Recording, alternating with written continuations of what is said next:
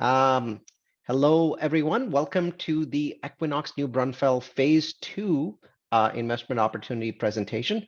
It's actually a refreshing change for us to present an existing advanced stage project with a 4% locked-in construction loan to our investors and give you a chance to jump into the project just 10 months from when the first 32 units are scheduled to be delivered. Today, you're going to learn about our favorite Texan market, the city of New Braunfels, and hear why Anna and I invested over $1 million for several years without any returns, because we believe that we've got a home run project in a fantastic location, and you'll find out why our belief in that home run has actually gotten stronger over the last 2 years that we've been working on this project.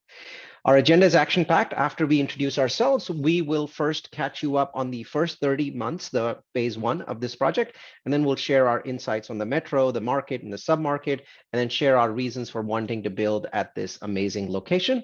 More than any other project that we've invested in, this project is all about location, location, location. Let's see. Ooh. And then we're going to give you several minutes. We're going to take several minutes to give you a very visual and fun walkthrough of the property's design, its features. You'll see the numbers for phase 2 in detail, everything from assumptions to loans to splits to returns, rents, and a lot more. We'll give you the timelines and the investment minimums, and then we will jump into a detailed Q&A session. Some quick housekeeping. Feel free to type in your questions into the Q&A box, Anna will be asking us these questions at the end, and you will get a copy of this webinar in your inbox in 48 hours, just in case you need to jump off. Please note that the numbers might change, though given that you're investing in phase 2, we think that they're pretty dialed in. Our lawyer wants you to know that this webinar is not a solicitation to purchase securities. For that, you would need to review the PPM and the subscription docs. Our goal today is to get you comfortable with the information so you can continue your due diligence with the investment summary and the subscription documents. In case you're new to Grow Capitus, we manage a portfolio of nearly $1 billion spread across 32 projects with 7 projects sold. Over 900 of you have given us almost $280 million of equity to buy assets like the ones on the screen in blue, or to build new construction assets like this set on the right that's in green, or to diversify your portfolio using assets like these in orange here. No matter the type, our portfolios outperform those that have chosen to not be as patient as we have been and to deliver long-term returns to investors. And there is no better proof of our hard work and our cutting-edge use of data science and our investor-first attitude than this slide. In this white box on the left, you can see the original projections. And then in the blue box on the right, you can see that we doubled both the IRR, that's time value returns, and the AAR, that's simple annual return, on the 7 projects that we've exited so far. And remember, we had to deal with COVID challenges, delinquency, rent control, eviction bans in 6 of these 7 assets. But we made the right decisions, painful as they might have been then, and the results are in front of you. Our investors love what we are doing. Here is Jennifer. She is a super experienced investor, and she compares us to much larger companies with more projects, and she thinks we come out ahead. And she also really enjoys our high efficiency processes and likes the fact that the team has not changed since the beginning. And here is Dr. Pada. He's a general partner with lots of deals on his own. Check out his comments, by the way, in orange. It really comes down to true use of data to optimize results. And we are very, very good at that. And that's why Dr. Pada keeps coming back to us to invest. Okay, let's introduce the team. I'll start off. My friends call me the mad scientist of multifamily because of my focus on data science, process-driven improvement, and also data-driven testing and analysis. Anna has been my partner on this journey since 2018 when Grow Capitus began. Say hello, Anna. Hey, everybody. And most of you on the call know us well, and dozens of you on the call today have invested in past projects. We are very passionate about real estate investing and its tax benefits. Anna and I spend a lot of time each year traveling throughout the country, and neither one of us thinks that we've come across a location better than the one that we are talking about today in all of these travels. Anna and I lead a very experienced group of dedicated team players led by these 2 experts. On the left, Pete Levine brings both his academic and real life experience to our team. No one's more tied to data-driven decision-making than Pete is, and every project that we have benefits from his amazing sourcing and underwriting and due diligence skills. And when you think of Megan, think of a hawk with sharp claws watching over our projects, counting every dollar. She never hesitates to put a property manager in their place when she's trying to maximize rents or speed up the rehab at our properties. Her team documents their hard work in detailed project updates that all Grow Capitalist investors love. And Megan and Pete, they've aced the successful completion and lease up of a similar townhome 66 unit built to rent community in Idaho Falls.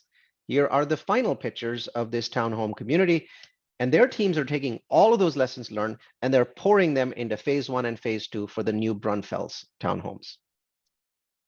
In case you're wondering, the Idaho Falls community, the one we just showed you, it's not our only completed townhome project. We've also built more upscale townhomes like this 46 unit community in Raleigh, Durham. Check out the completed pictures. They're lovely. And the team's also finishing up a 4-plex build to rent townhome style community, now leasing up in Houston.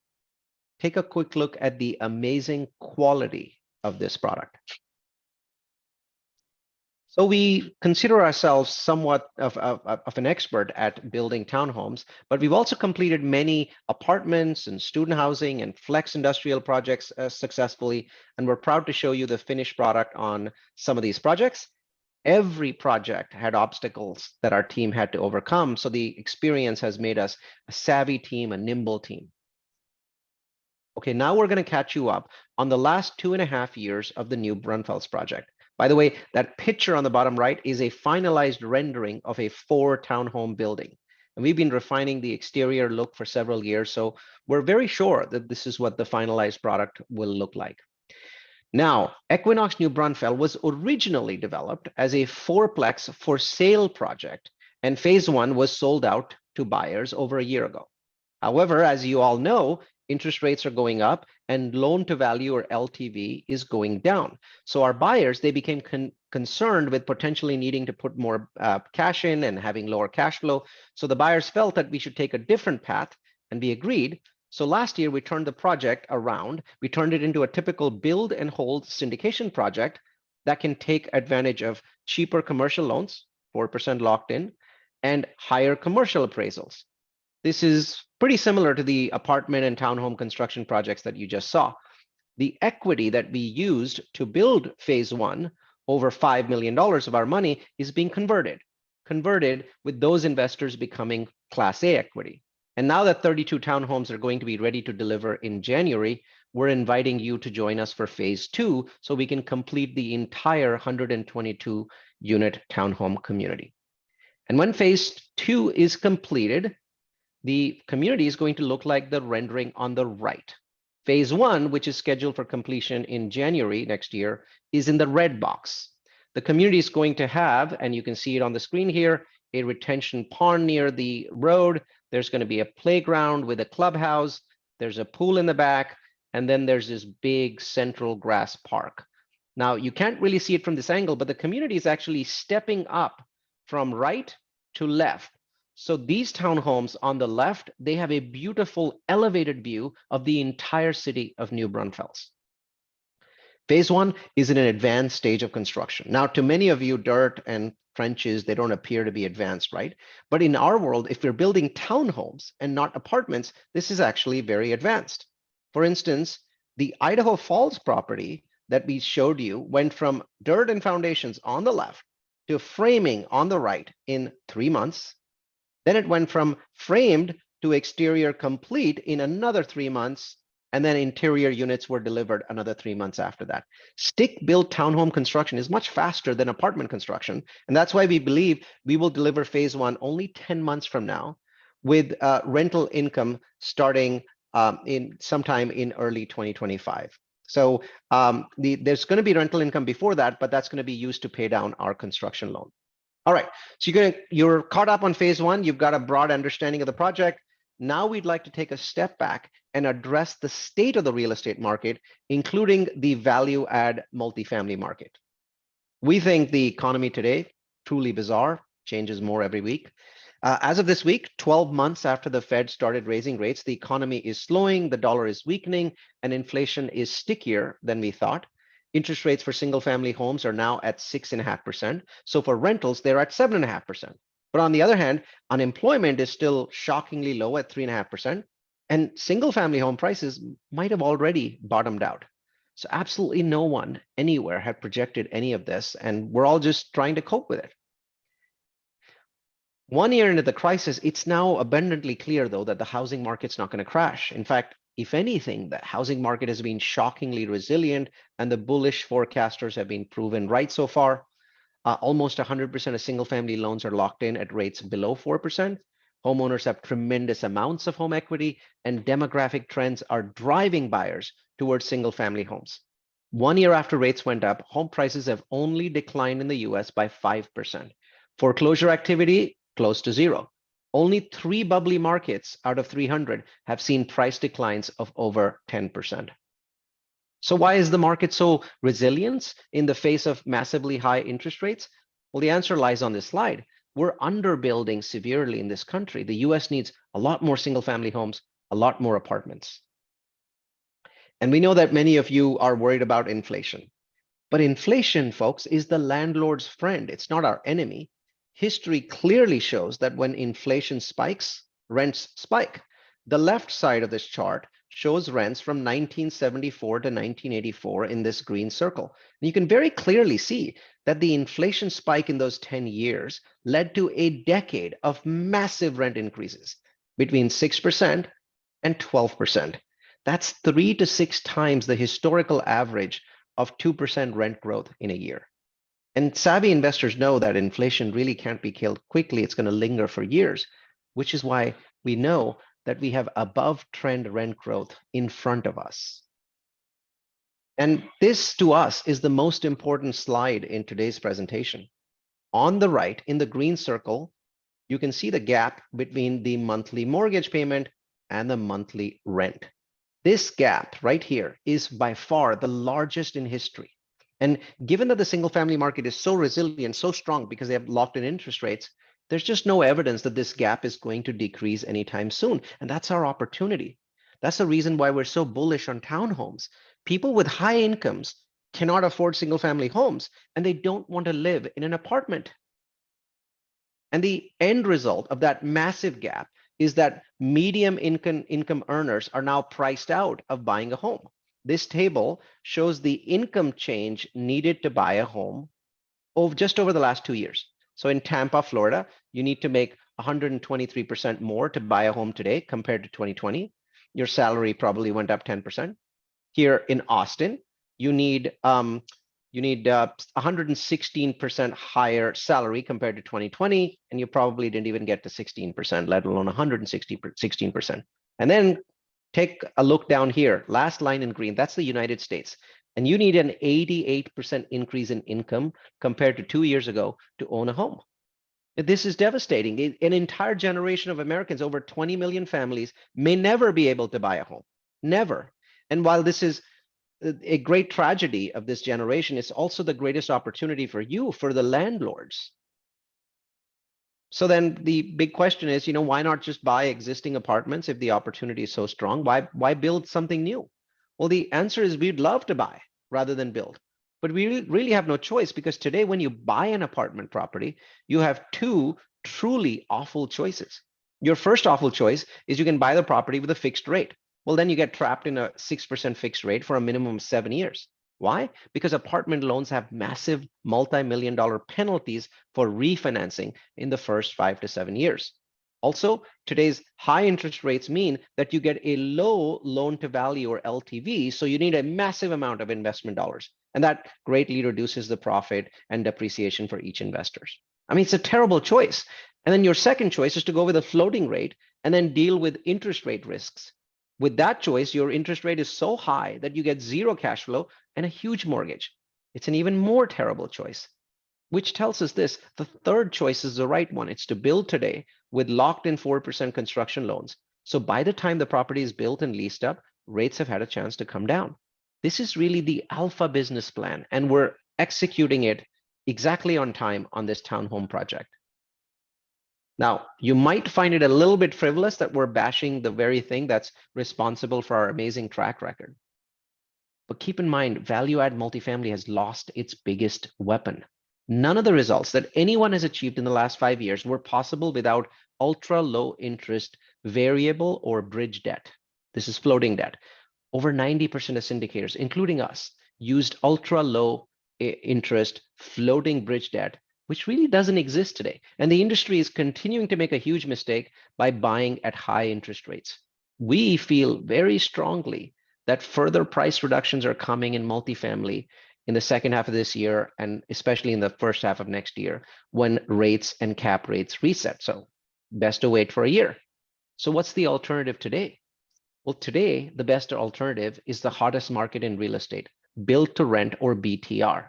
Starting around 2015, builders around the US started building new single family or townhome product designed from scratch just for rentals. We're not talking about apartments. I mean, tenants have their own front yard, backyard, more windows. There are no tenants above them, no tenants below them.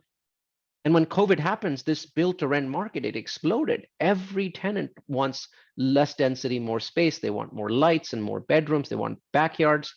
Build to rent townhome projects are renting in days rather than weeks, and rents are rising fast. With on-site property management, on-site maintenance, BTR is now seen as the hardest and fastest growing segment in all of real estate. BTR tenants stay longer, they pay more, and they default less than any other segment.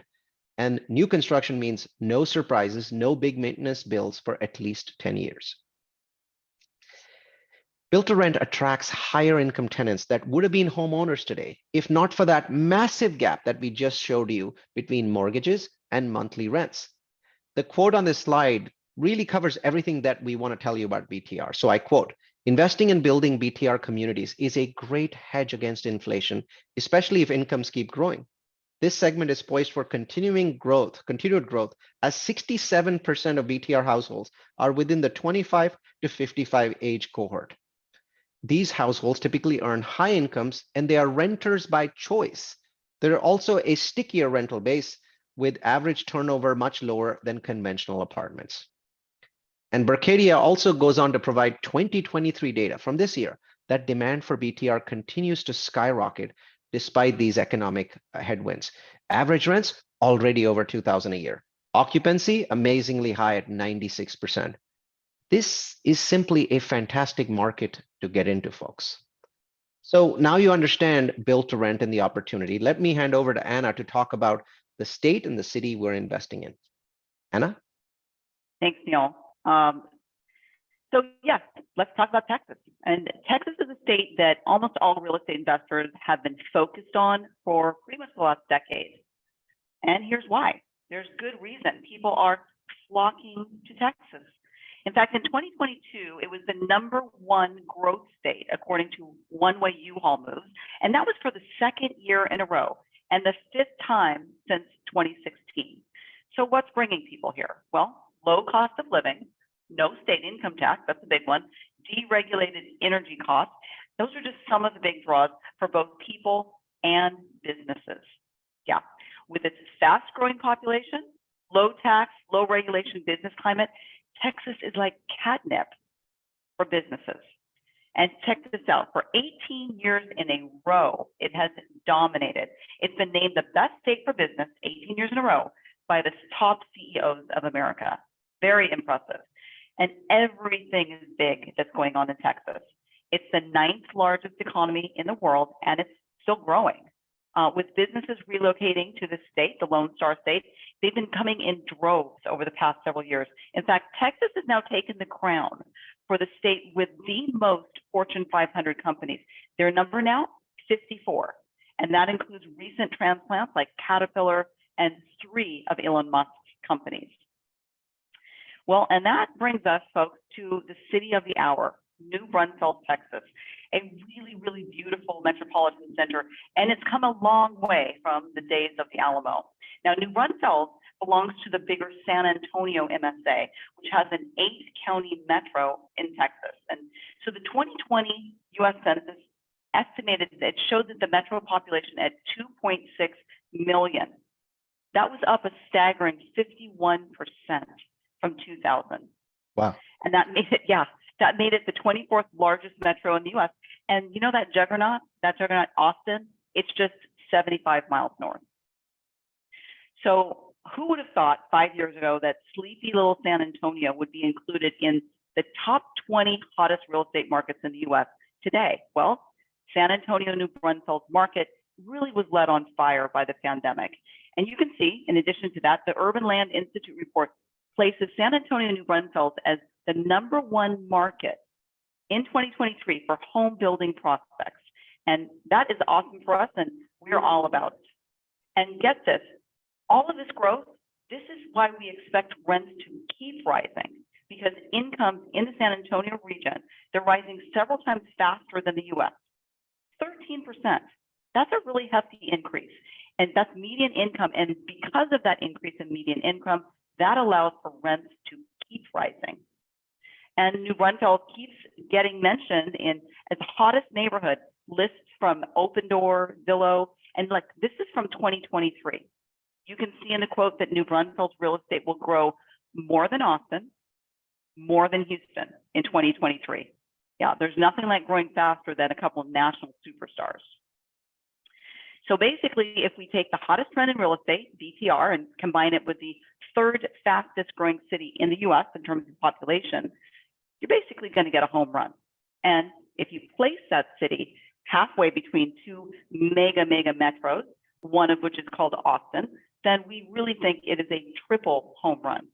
Now, basically, we hope you understand why Neil and I have spent $1 million of our money putting into this project over the last 2 years. We think the opportunity is extremely unique. And what attracts us to New Braunfels, it's astonishing growth. Look at these numbers. Job growth is 7.5x the national average. Population growth, a staggering 10x the national average. With 331 cities in the US, and those cities have populations over 100,000, we really try, we have tried and we can't find, and we challenge you to find one other city, just one, that matches these numbers. And you know what? The city is beautiful. It's lush green. It's home to both Comal and Guadalupe rivers. There's 300 days of sunshine, lots of recreation, lots of outdoor activities to do. It's a premier destination for year-round fun. And it's got a water park. It is the #1 water park in the world for 22 years in a row. I mean, that's pretty astonishing. It has 51 attractions on 70 acres. But there's lots of businesses coming to New Braunfels as well. For example, Continental is a global leader in advanced driver assistance systems development, and it's one of the largest automotive tech suppliers. They're investing $110 million in a 215,000 square foot facility. It's on 48 acres. It's just near I-35, and that's very close to our project. And guess who else is coming to town 3 times? Amazon recently announced plans to open 3 new fulfillment centers not far from our location. 2 of the projects totaling $358 million, those cover 2 million square feet. That's going to add 3,500 jobs, just a very short distance from our location. And the local utility companies, this is very telling. The utility companies project so much new demand from people moving in that they are launching 120 projects and investing $500 million into new electricity, water, and sewer projects. Now, that speaks volumes about their confidence. So now we're going to jump a little closer into the neighborhood. Now, here's our location. It's shown here on the left.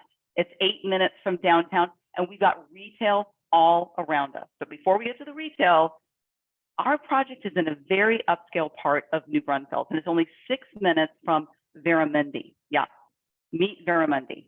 It's a 2,400 acre multi-use $2 billion master plan development. There's 6,000 home sites, 490 acres of parkland, and it provides a staggering 7,000 jobs. It's a lot of jobs. And this community is less than a mile from our project. You can Google Veramundi today and check out the home sales. You'll see $600,000 homes. You'll see $1.1 million homes. But even a $600K starter home today with a down payment of 20%, has a monthly payment of $3,800 a month once you add in tax and insurance. It's honestly out of reach of most of middle-class American families. And we have picked a neighborhood that has those middle-class families. So this is very interesting. In the green box, the number on top shows what the median incomes were when we started the project. Okay, so it's about 82K. And since then, they have grown to 94K today, almost a 15% increase in a year and a half. So not surprisingly, the percent of white collar residents has risen even sharper from 57% to 79%, while unemployment, it has plummeted from what was really a healthy 3.6%. Yeah, very healthy number, down to a jaw-dropping 1.3%. This is all of April 2023 data.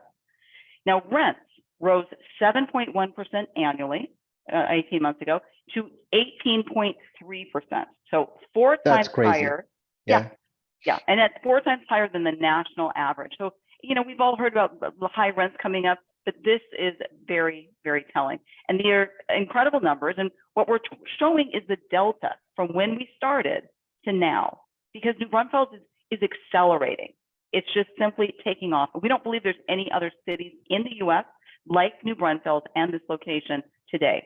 And check out the population growth, 75% in 5 years.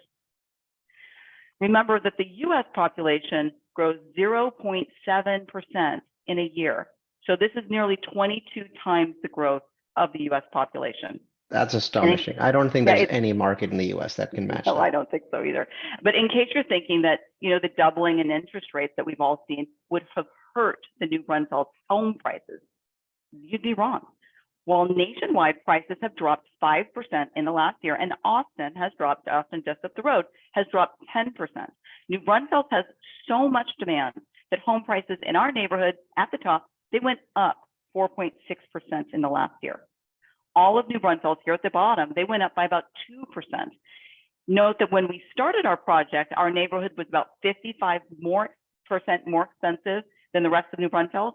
And today, it's the more high-end residents are coming in, it's 59% higher than the rest of New Braunfels. So let's move on and take a bird's eye view of this amazing neighborhood. Now, we believe Equinox New Townhomes is in one of the best locations for multifamily development in the city. It's from a high level, you can see it's located less than 10 minutes northwest of downtown, right along the I-35 and the Texas State Highway 46. So you have very convenient access to all of Austin and the Austin-San Antonio corridor and everything it has to offer. And as you can see, our project is wedged between West Point Village Shopping Mall and the brand new Mission Hill Park. We're also within walking distance of commercial, medical, lots of retail centers, and all kinds of things. So here is the layout of the property with the new Mission Hill Park on the left. Neil will point out the entrance is here. There you go. And the leasing office, you'll see there's a park right there and the pool is in the corner. And then you can see how close that West Point Village Shopping Center is. So let's talk about the details of that shopping center. It's 147,000 square feet of Class A community shopping. It's anchored by H-E-B, which if you're not familiar with it, it's kind of like a bigger Target store, and who doesn't want to live next door to Target? The mall offers doorstep access to a wealth of superb amenities, including services like banks, a UPS store, cleaners, chiropractor, dentist, massage. Of course, they've got cafes and restaurants and a gym, even a pet store with a pet wash. So pretty much everything you could want is right across the street. So you can see why we're really excited by this submarket. So let's take a visual look at the project. Note that stick-built construction, which is used for single family and townhomes, it's extremely fast and simple construction method. And that allows us to cut construction down to almost half the time we would take to build an apartment complex. And it's very important because as you will see, this project will be built very fast and we can put the cost savings directly to work on design. So things like interior finishes and amenities, and the shorter construction timeline of a low-rise development, it reduces the development risk and gets us better investment returns and to positive cash flow much faster. Here's a little drone video of the site from 8 weeks ago.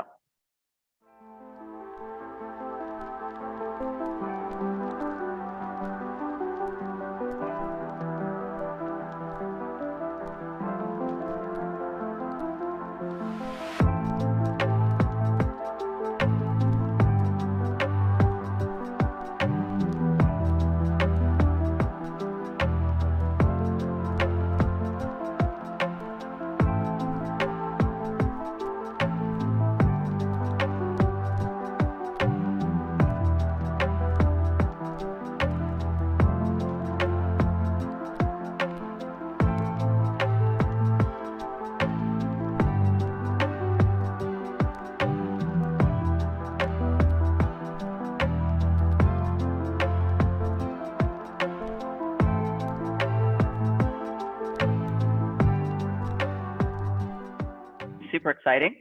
Yeah, always fun to watch. It's always fun to watch. So here's a look at the townhomes. We're at the street level now, and this is the street entrance. The clubhouse will be on the right side. And here's another angle of the townhouse. Note the very modern colors, large windows, the front doors with glass panels, and the beautiful stonework that's mined from a local quarry. Now, the townhomes in this building, this particular one, they are 3-bed, 2.5 bath. They're each about 1,300 square feet. Now, if we're going to go to the back of this building, here's another view where you can see the glass doors leading out to the fenced-in backyards. So let's go on inside and check out the interiors. The kitchen comes with modern lighting, stainless steel appliances, granite countertops, a center island with a sink, which I love, and then the flooring, vinyl plank, and then notice that the paint colors, they're very neutral, very modern, super desirable. Now, many units have vaulted ceilings, which allow so much light in. So all of the units have large windows, they have very wide rooms, and in general, we just think this is a super dreamy rental product. Now, here is, if you have the vaulted one, there's a nice open office area on the second floor. And let's check out one of the 2 upstairs bedrooms, and the bedrooms come with a large closet. And this is what the master bathroom will look like. And let's check out the master. We want to point out that the master's on the main floor. And this is very desirable according to our local intel. We talked to a lot of real brokers in the area, leasing agents, and this was a hot ticket, and we worked hard to make sure this happened. Next, let's take a look at the clubhouse. And you can see the clubhouse has, again, very large windows, high ceilings, and this will look out onto the kids' playground area. So residents will be able to rent this space out for their events, which will be super desirable because check out this kitchen with its beautiful quartz countertops. Next, we'll take a look at the leasing office. So as you can see, again, very modern coastal colors, I think is what they call that, modern coastal, a great look, mix of nice textures. And we have a fantastic unit mix. 43 of our tenants will be living in 2-bed, 2-bath units, and then 20 units have 3-bedroom, 2.5 bath, and another 47 also have 3-bed, 2.5 bath, but they have those vaulted ceilings. And then we also will have a few 4-bedroom units for dual families. Here we have a view of the townhomes. You can see that there are 2 levels, remember, 2 levels. The garages are in the front, and then we have the kitchen, living room, and a master bedroom, as we discussed, on the ground floor. And this picture here, this is showing you 4 townhomes.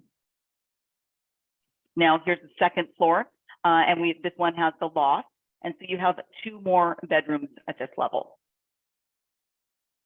Residents can enjoy the pool. Here's another look at the pool closer up. There's a shaded cabanas, lounge chairs, an elegant waterfall, and a barbecue area. Now, notice the amenities are modern, but we didn't go crazy with them. We think that the biggest amenities are simple things like a front yard, a backyard, a garage, low density, and a central location within the city. And to remind you again, you're not investing in phase 1 of the project. So all the typical risks of new construction, such as zoning, permitting, city approvals, phase 1 construction loan, raising money on phase 1, all of those are behind us. So you're coming in at an extremely late part of the project. So here's the timeline. There you go. You can see at the bottom, phase one investors came in a long time ago. You're coming in only 8 months from the start of lease up for phase one, and that's really unheard of for a new construction project. Neil, I'm going to hand it back to you. Sounds good. Let's finish up by looking at the financials and also at the investment returns. First, skin in the game from us, $500,000, $500,000, and potentially $2 million from our builder. Now, do note that Anna and I have had over $1 million invested in the property for nearly 2 years, and we don't expect to get half of that back until the end of this year. So this 500K long-term number really does not show our true commitment to the project. The project size is 44.1 million. I will discuss loans on the next slide. Our build to cap rate is fantastic at 6.6%, if you know what that means. Total equity to be raised is right here, 16.5 million. Of that, 4.5 million is phase one equity, so in the past, and then 12 million is phase two equity. Note that we've set aside over $2 million in contingency, just in case construction or material costs go back up. And we've stress tested this model extensively, and we provided the stress tests in our investment summary. Now, this is by far the most important financial slide. We love this project so much. We are so confident of success that we signed a full recourse loan for this project, recourse to us.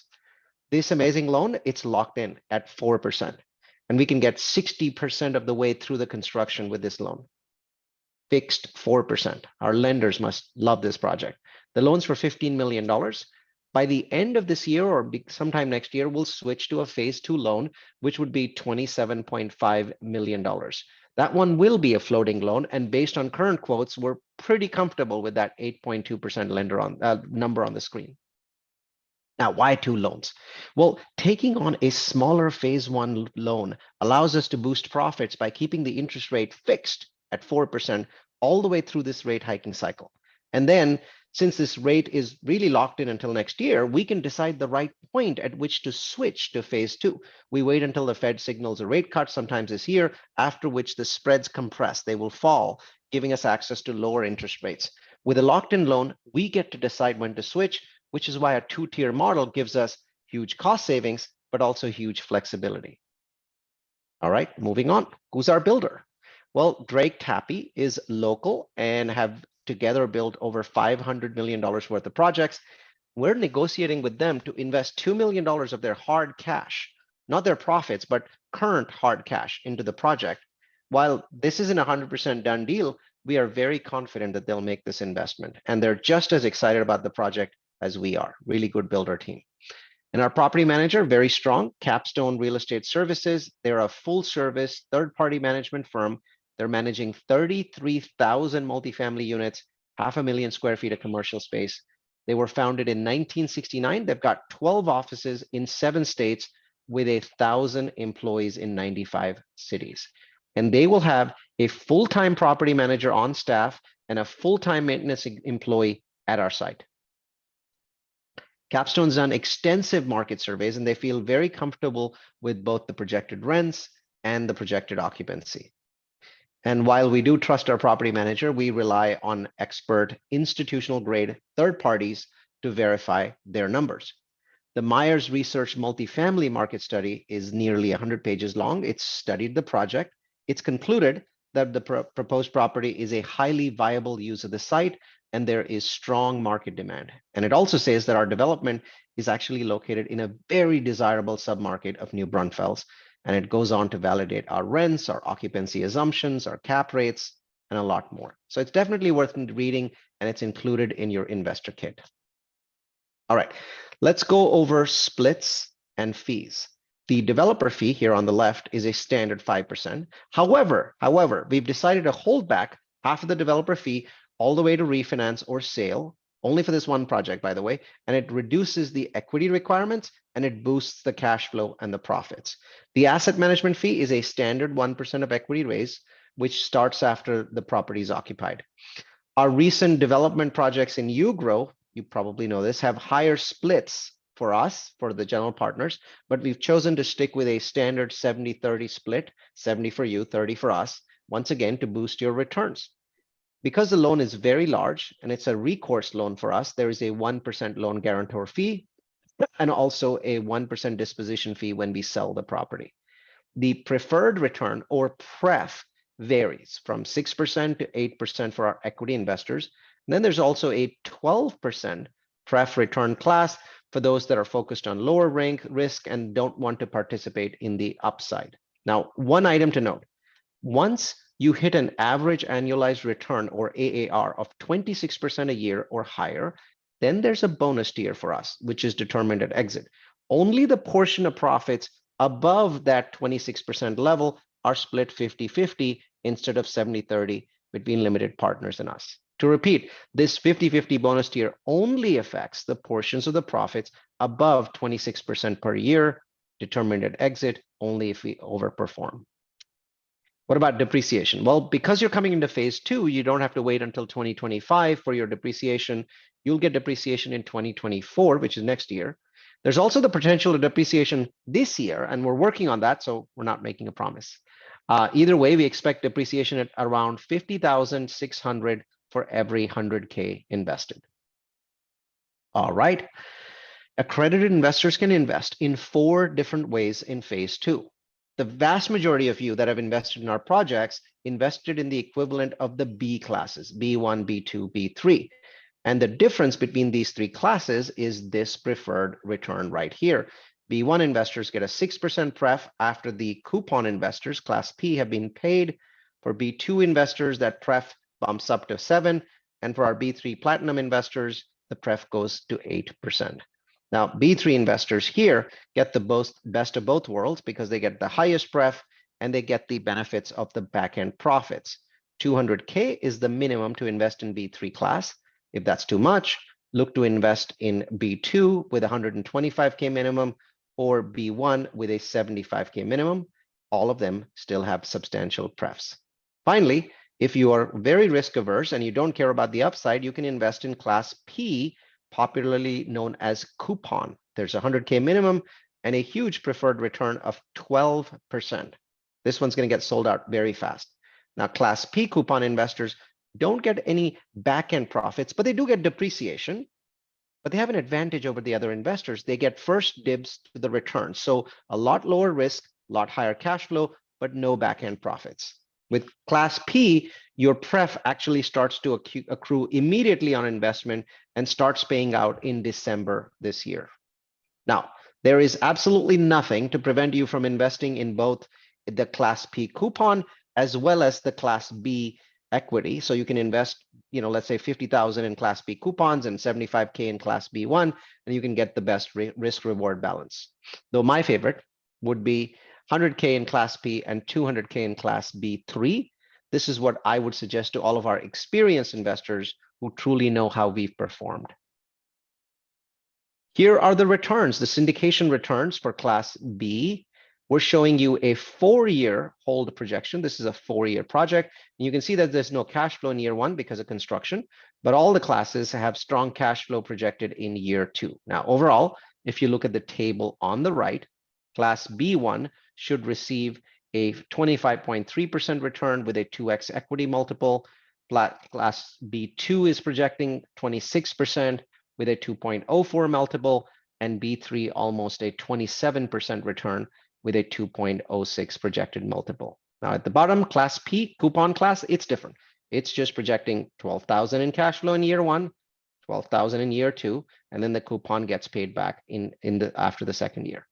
Please note that class P investors do get depreciation benefits, just like class B investors. So that's a big deal. Keep that in mind. We end this presentation with the top 10 reasons why we think that this could be our best build-to-rent project ever. First, the construction loan. We can get nearly 60% of the construction done with a 4% fixed loan. That's just outstanding. Second, unlike our apartment projects, you get depreciation next year and possibly even some depreciation this year. Third, we've just shown you 3 townhome projects we've completed. We really understand townhomes. Fourth, you're not taking any zoning, entitlement, approval, or permit risk when you invest. And fifth, you're getting to cash flow faster because of stick-built townhome construction. Sixth, this is not a time to be fearful. It's a time to be greedy. the buy versus rent gap is the highest in history, forcing higher income tenants to rent, and they don't want to live in apartments, which is creating tremendous growth for this build to rent market. And lastly, we've proven to you completely that the city that we're investing in has absolutely insane demographics and growth, and our neighborhood is one of the best in this city. This is a terrific project that we are very proud of. We'd be delighted if you could join our labor of love. And that's our presentation, folks. We know that many of you have questions, so we'll take your questions at this time. We are putting up a poll. Anna's going to have it up on screen in a second. There it is. So you can let us know about your interest. Please, please, please answer the poll, whether you're interested or not. It really helps us. Oh, and Anna is now putting a link in the chat. And you can also see this link on the screen at the top here. I'm moving the mouse over it. There you go. So you can just go to this link and you can invest now. This link is live, so you don't really have to wait. Note that some of the typical slides like rent comps and property taxes didn't make it to the first part of the deck, so it's there in the second part. We do have those slides in case you have questions about rent comps or property taxes.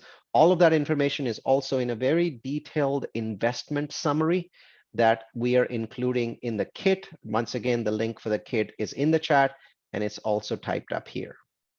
That's our presentation. Over to Anna. All right, you ready for some questions?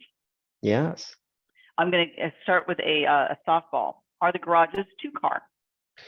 They are 1-car garages. So what we're doing is we basically have a 1-car garage, and then they've got space in front of that to park the other car. There's also some parking in the project wherever possible. We provided additional parking.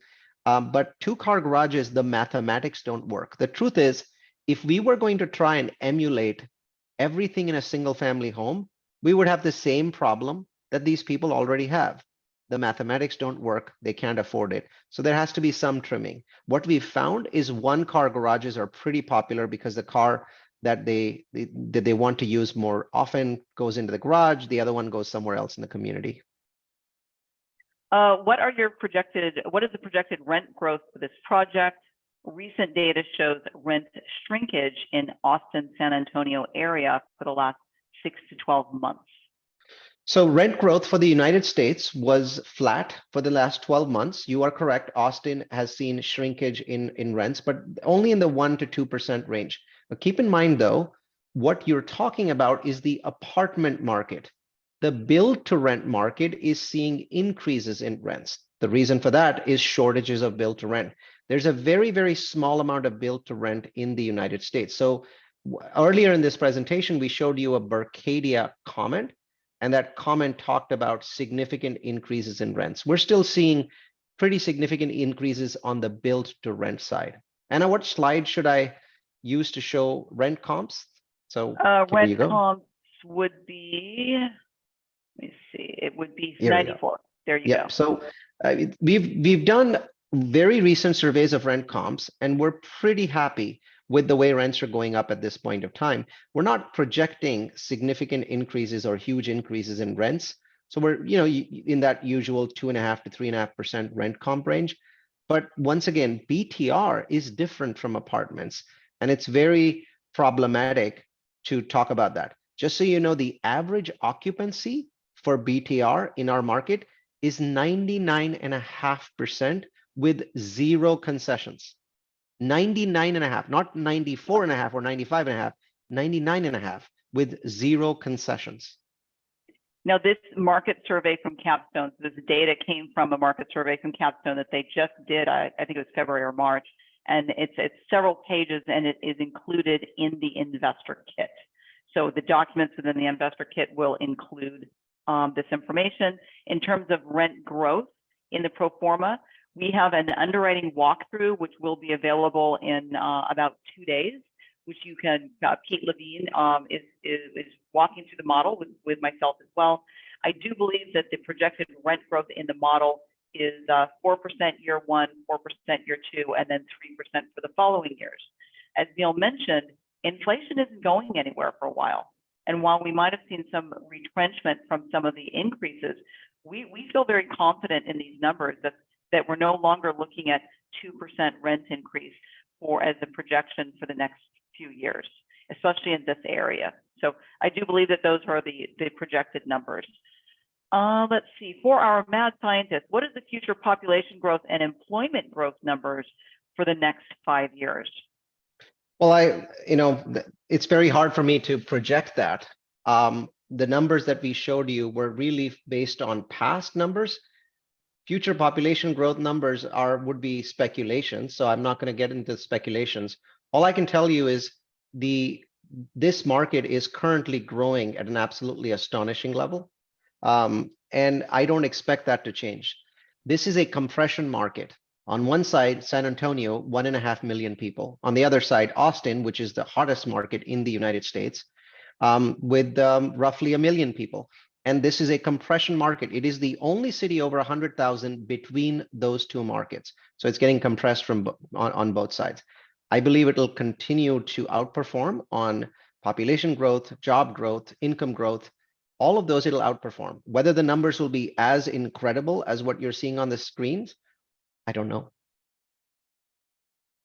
Somewhere I originally read this community had 111 units, but some of these slides show 122 units. That's what correct. happened? Yeah, so we originally the community was meant to be a fourplex for sale project. And when you're doing a fourplex for sale project, you basically have to make a fourplex and then to make photocopies of it all across the project.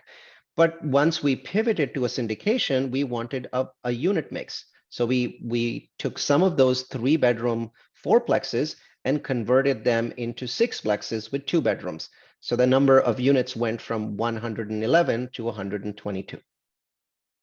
Yes. Does this project qualify for a 1031 exchange? Would be very problematic. I mean, that's my answer, but Anna, I'm going to leave that answer to you. No, it does not qualify for a 1031 exchange. However, we do have other projects. If you are in the midst of a 1031, we do have some other things that you may be interested in looking at. And so I would recommend that you email me at anna@growcapitalist.com, and we can connect you to try and solve your 1031 dilemma. We're always happy to do that. Let's see, can you elaborate on property tax planning and how it changed this year? I think property taxes, Neil, which is 92. 92, okay, I will find it. Well, how it changes is really a straightforward answer. I mean, property taxes are going up everywhere in Texas. And so we are hiring Morrison and Head, who are experts at property tax valuation, and their table shows the result. As you can imagine, they are bumping up the results as property taxes go up all across Texas. So these are numbers that we feel are sustainable. Property taxes are fairly expensive in Texas. There's not much we can do about that, except to include reasonable numbers, reasonable property tax numbers in our overall financial projections. Let's see, what is the exit strategy? Is it to sell the property after the 4th year? It is, though I have to say this, I mean, I'm getting older, and if investors are interested in keeping a property for longer and it's at 8 or 9%, with your blessing, we'd probably want to keep this longer. I mean, it is an absolutely fantastic project in an absolutely amazing location. It takes a very, very long time to find and build a property like this. I wouldn't have an issue with keeping it longer if the investors were okay with it. So a lot of it really depends on where the cash flow for the investors is. If the cash flow is coming in really strong, then, and as I think it will, then who knows? I wouldn't have an issue with keeping it longer. What's the reason you switched to syndication from turnkey fourplexes? So as the market changed, those turnkey fourplexes, their valuations on those changed, because fourplexes are basically single family. And as the market turns, it becomes harder to get appraisals on them and harder to get loans on them. So in the last 18 months, it's become harder and harder to get loans on those fourplexes. And so we pivoted, because the investors felt, oh yeah, if I don't get a loan for a certain amount, I'm already locked in for a certain price, then I'll have to put more equity in. I put more equity in, that reduces my annual cash on cash return on a per dollar basis. I think those were reasonable concerns. We agreed with them, and so we pivoted. Keep in mind that many of those are not issues at all on the new construction syndication side, because and you saw that with our construction loan, right? So, 4%. I don't think that there's any way our fourplex investors can get a loan under 6.5%. Can you revisit the construction phase 1 fixed loan transitioning to the phase 2 floating rate? And I'm going to tie in a couple of other questions here. How do you view the duration of the 8% rate? And what's the contingency plan if the Fed doesn't lower the rates? And in 2024, 2025, there's no guarantee that the Fed is going to lower. So what would happen then? So keep in mind the total amount of money that we need to build a project, and you can see this on the screen. The total amount is 27.5. So the first loan is $15 million. And we'll basically get an interest rate that's 4% fixed. Now, this rate on the right, it's not based on the Fed lowering anything. It's based on the Fed doing nothing and we kind of staying where we are. Maybe the Fed increases interest rates by a 1/4 point or a 1/2 point in the May and June meeting. So this isn't a bullish assumption. We can't assume that the Fed will drop interest rates at this point. So we're not assuming that. This is just where rates are at this point for a recourse loan. So can rates go down? Absolutely, and I'll explain why. So there's this perception, most people misunderstand this, that when new construction loans are made, those loans have two components. So one is called SOFR and one is called spread. SOFR is that Fed funds rate, right? So the Fed's been raising rates, that's called SOFR. And then something on top of that is called the spread. And because there's been a lot of fear amongst lenders on how high the Fed might go, the spread, which is a risk premium, is extremely elevated. It's massive, it's huge. Now, once the Fed says, okay, we're going to stop raising rates, we think we're done, and we'll just float along for a while, that spread starts to collapse. So you can get lower interest rates without the Fed cutting, as long as the Fed has signaled that they're pretty satisfied and they want to stop. We believe that the Fed will signal a stop as soon as May or June. And so, our rate is locked in until next year. And we don't think that we need the new loan until about November or December. So we'll keep going with our 4% locked in rate, building phase 1. By November, December, we're pretty much done with we've spent all of that $15 million, and we're really now starting to look at the next loan. I think that's plenty of time for the Fed to signal a stop, which should collapse the spreads. And I believe that if we collapse the spread, we should be able to get a lower than 8.2% range. But if they don't, then 8.2, that's what we're projecting. So we've got some buffer there. And when would the phase 2 financing be solidified, signed? We would think probably Q4 of this year. Keep in mind that financing for anything today is harder. But if you were a lender, which would you finance? A brand new project where no shovel has broken the ground, or a project where 36 units are going to be ready 1 month after you gave us a loan? Think about it. Yeah. We have a huge advantage there, huge advantage.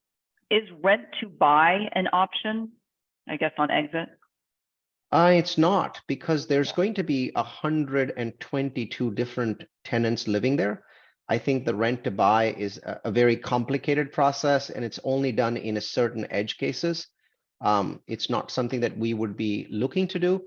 But I wanted to point this out to you.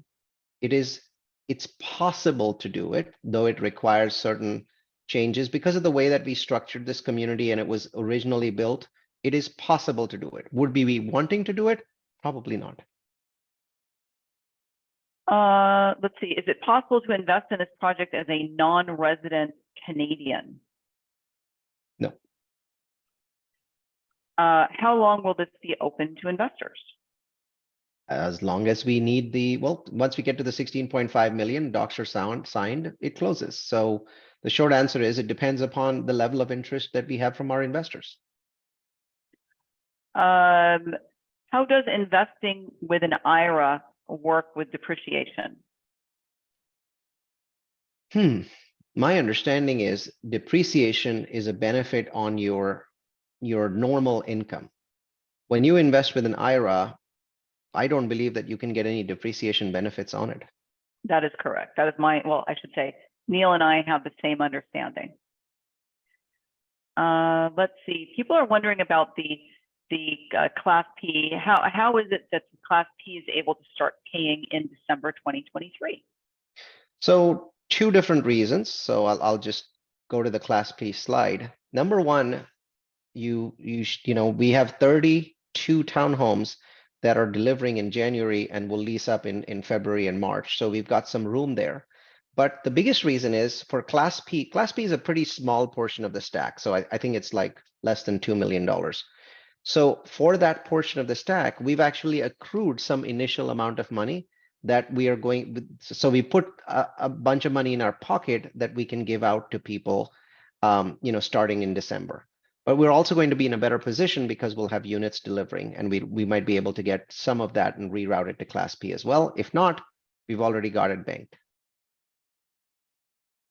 Let's see. When do investors start getting returns?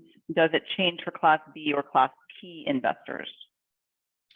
As I mentioned, Class P starts getting paid. They basically get a 12% preferred return from the day of investment. So let's say you make an investment, you know, 2 days from now. Well, your clock starts ticking, but you don't actually start receiving cash flow until December. So it takes about 6 months to get to cash flow.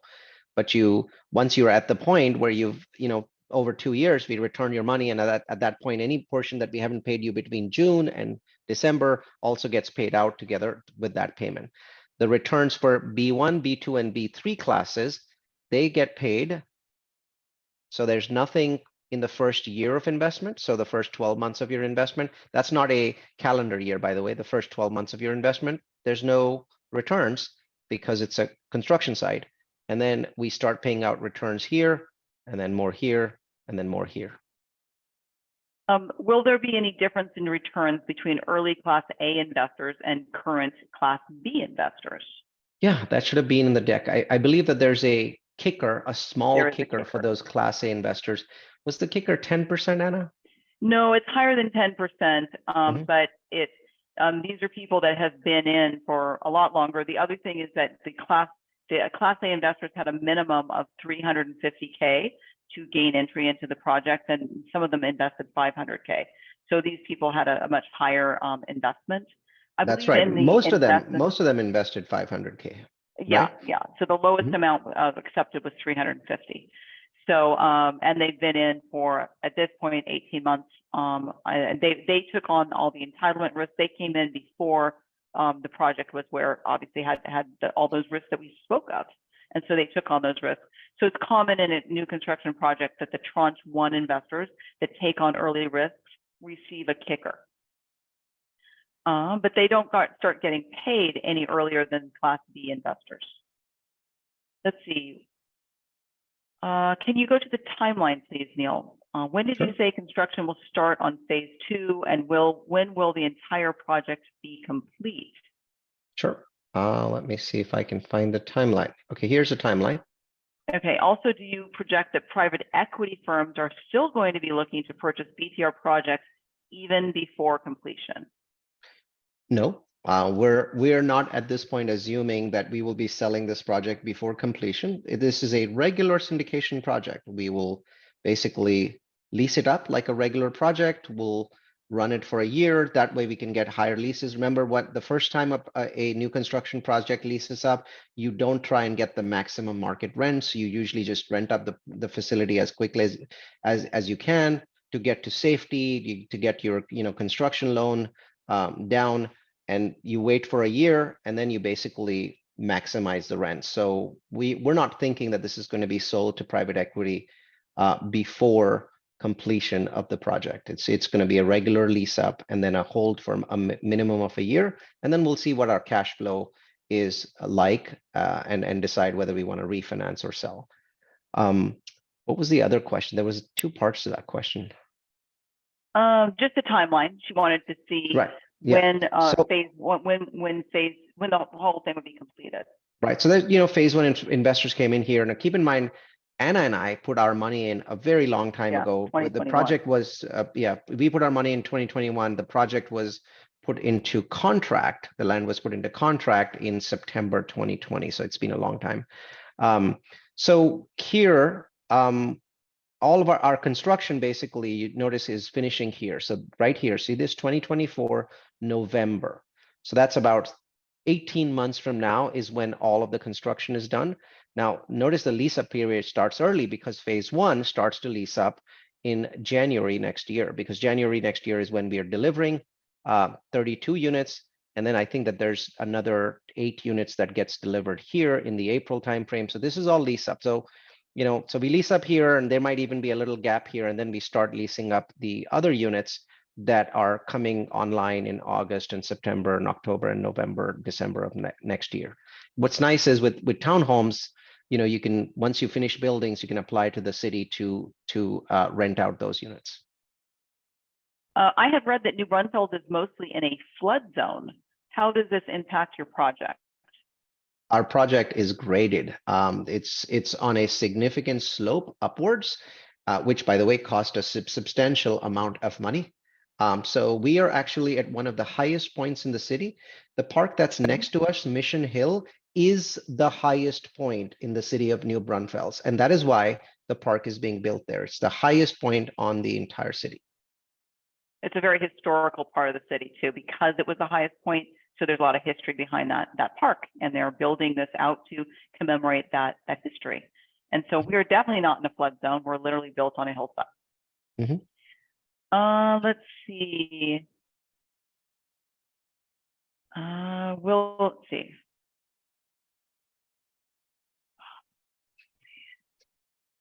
Can you show cash flow calculation? So this person is asking, can you show cash flow calculation with loan servicing, tax, property management, et cetera? How does it look in future years? So Pavlik, this includes all of that baked in. Well, keep in mind, so when we show you this number here, right? So you notice no cash flow here in the second year. This number is based on 75K. This number is based on 125K. This is after all of our expenses. So this may be a good time for Anna to talk about the underwriting video. Anna, do you want to tell us more about that? Sure. So for those people that really love to get into the numbers and get super nerdy, we always do an underwriting walkthrough. It's a recorded video, because we don't provide our Excel file as part of our investor kit.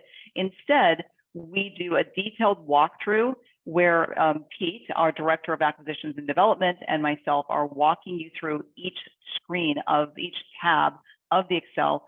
Pete is going through all of the assumptions in very great detail of every single tab to explain all of the pieces of the underwriting and what went into it, where we added, conservative, where, everything is in very geeky detail. So that will be available tomorrow. We're just putting some final touches on it. We just finished the recording, and it will be part of the investor kit. I welcome you to watch it. I think it's about 40 minutes long. Let's see.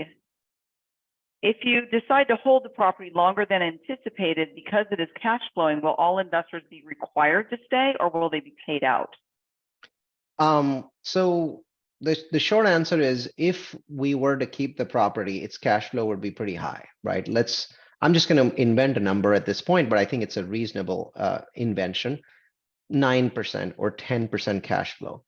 If a property is cash flowing at 9 or 10%, I think that if you really want to sell your shares, most people wouldn't want to sell their shares, but assuming you want to, I think the best buyer for your share is some other investor in the property, and we'd be happy to send out an email. I think most people would be happy to buy your shares. Would they buy them at the exact value for the market? No, but it's not like we can sell 1/50th of the property and keep 49/50ths of it. So I think that there has to be some compromise there. In general, though, we will exit this property in 4 years unless something unusual happens on the rent, on the cash flow. If we're wrong on the cash flow and it's much higher, I don't think any of you will want to exit. In the end, though, we're not suggesting we'll keep the property for 10 or 15 years. What we're saying is we might choose to keep it for another few years keep getting that higher cash flow, keep moving up the value of the property. Remember, rental properties are sold based on their rents. So if the rents are moving up, it does make sense to hold on for a year or two, enjoy the cash flow, and then you get a higher selling price later, which we haven't projected. Why does the rental income not start the same time lease up starts? Because we are required, because of the way our loan is structured. Let's say we finished 32 units in January and we lease them up in February and March and April. Well, by the end of April, we've got the cash flow from them, but we're required to pay the loan down. We're required to use it to pay the interest on the loan down because the property isn't complete at that point of time. So we can't use that money to pay you, but it does help the project because it's paying down the interest. Let's see. How does the decision to keep the property get made? How are those decisions made on when and how to exit? So the standard decision is we will exit in 4 years. That's what we've told you about, and that's sort of the normal or the default scenario. If we're looking to keep it for longer, we would have a session with the investors, sort of an open mic session. All the investors come in, turn on their camera, talk about it, and we basically get a sense of it, do a poll just like the one that's on the screen right now. And when we do that, it gives us a sense of where we are.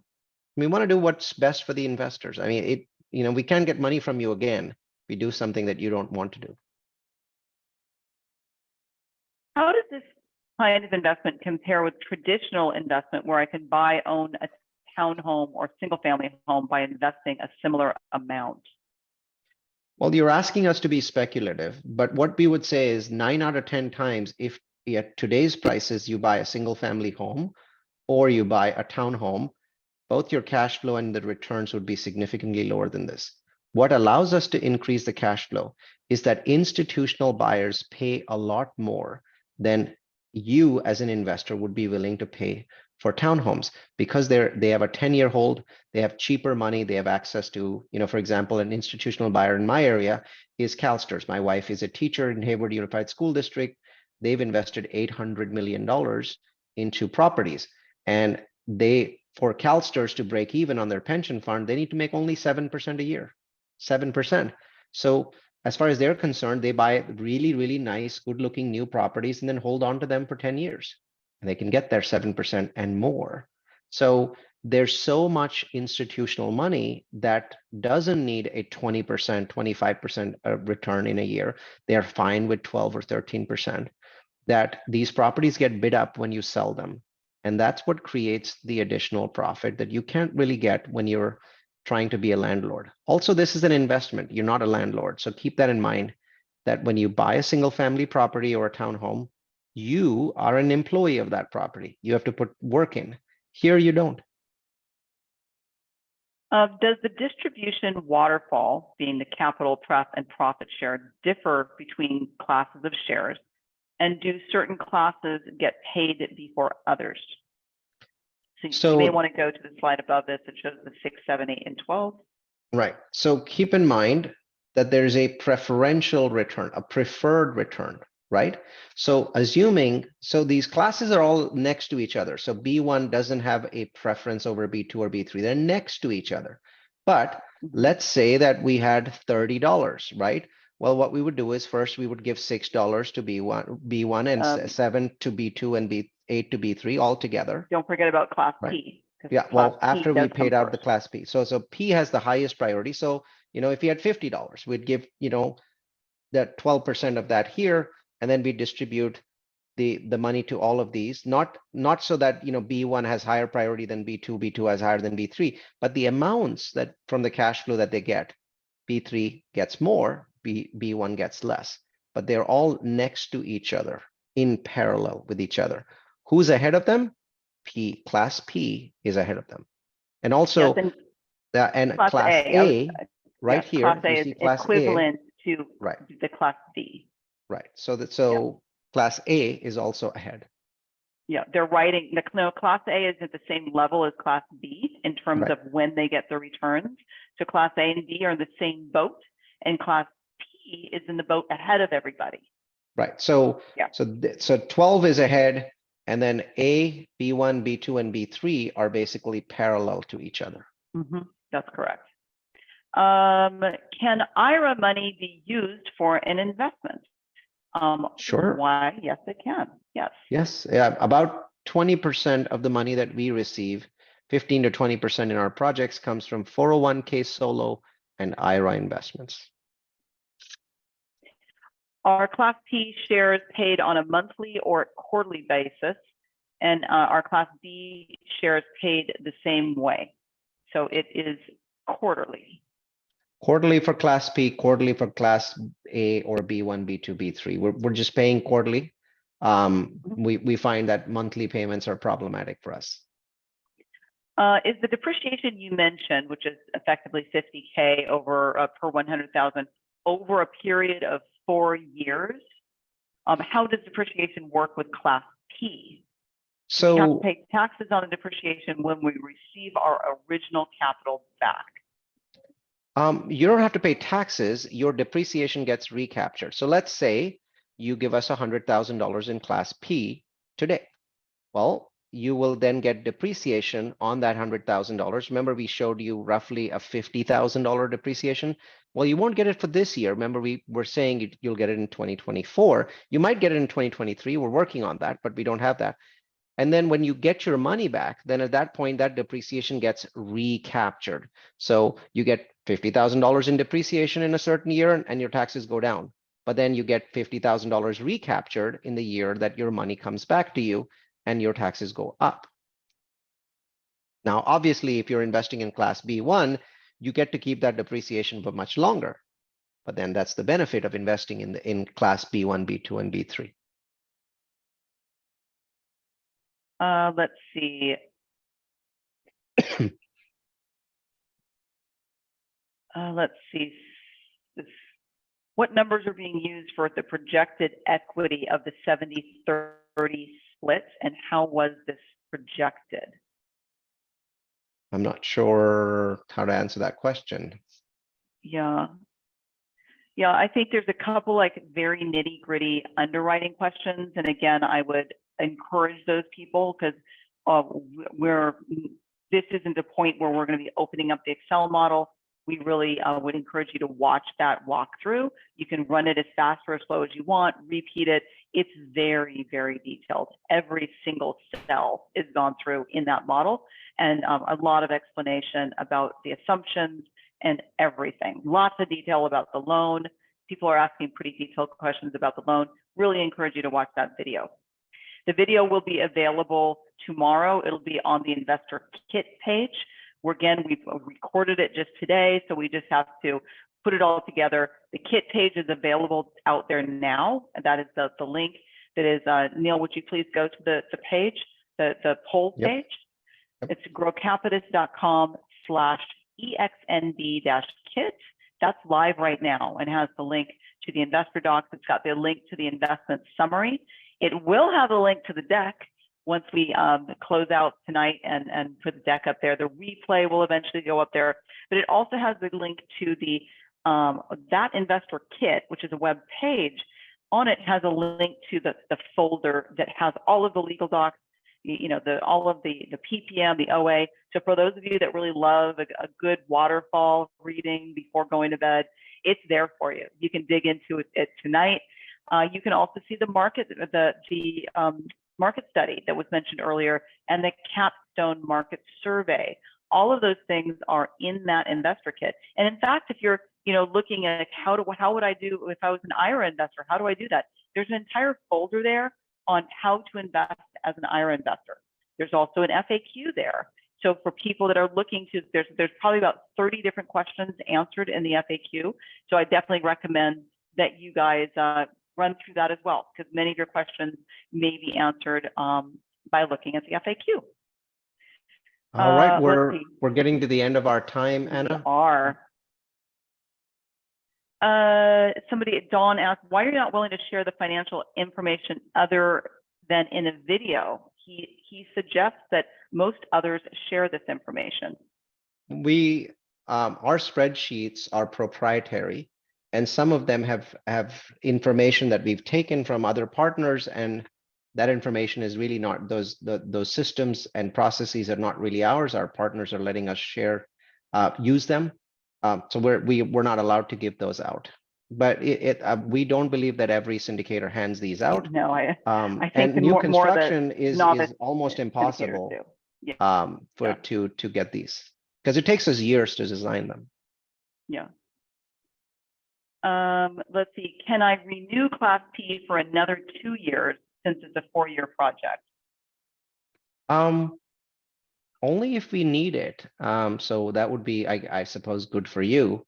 But our goal is to pay off the Class P by using a refinance.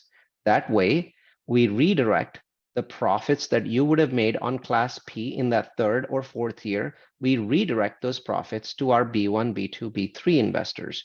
That's why we do Class P. Otherwise, we just have everything as B1, B2, and B3, and we wouldn't even do Class P.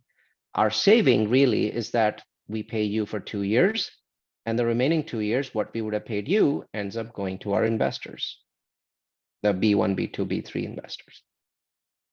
What's the impact of rent pressures on cash flow with rents potentially going down? I think we've done quite a bit of that analysis in the investor kit.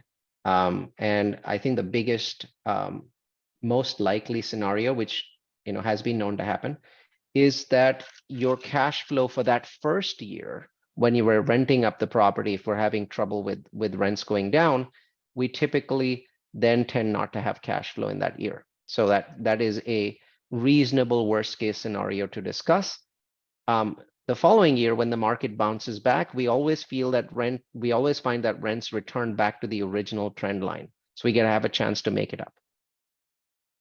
I heard that you say that 50% of the $1 million investment originally put in by the partners will be taken out by the end of this year. Why are you not staying invested through the end of the project for the full $1 million? So that we can take some of that money and buy land for the next project. That's how we function as a business. So we've had, $1 million invested for 2 years in the project. Eventually it'll become 500,000. That remaining 500,000 will go towards the deposit for the next piece of land. That's how it works. Always got to have irons in the fire. All right, Neil, I think we are there. All right. Well, I wanted to thank everyone. There's over 100 of you still listening. Thank you. And thank you, Anna, for putting together this presentation. We will be in touch with you, and thanks for letting us know through the poll about your interest. Have a wonderful rest of your evening, everyone. Bye-bye. All right, thanks. Bye.